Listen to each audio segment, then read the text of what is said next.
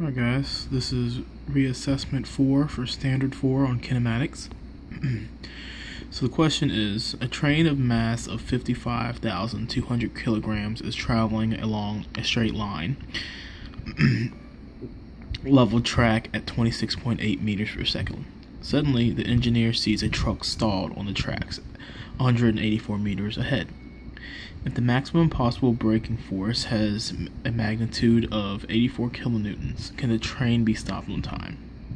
Alright, so the first thing I've done here is I drew a little picture to show you what's going on.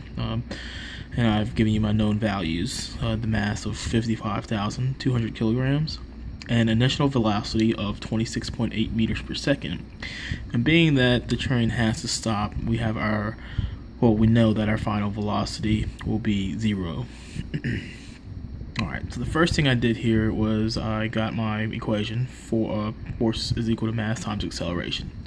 So what I did here was I plugged in 84,000 newtons, which is the same as 84 kilonewtons, is equal to 55,200 kilograms times acceleration. I then divided both sides by 55,200 kilograms to get acceleration, which comes out to be 1.52 meters per second squared. From there, I got the formula: final velocity squared minus initial velocity squared minus 2ax. Alright, so being that my final velocity is 0, I plug in 0, which is equal to the initial velocity squared minus 2ax. I then add my initial velocity squared to both sides to get that alone. So now the formula I have is initial velocity squared is equal to 2ax. I plug in my 26.8 meters per second squared for my initial velocity, and that is equal to 2 times the acceleration that I found before, which is 1.52 meters per second squared x.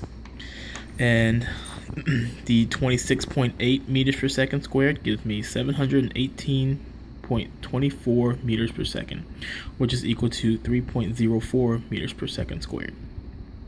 I then divide both sides by 3.04 meters per second squared, and it gives me a x of 236.26 meters, which means that the train will not be able to stop in time, being that the truck is 184 meters ahead of it.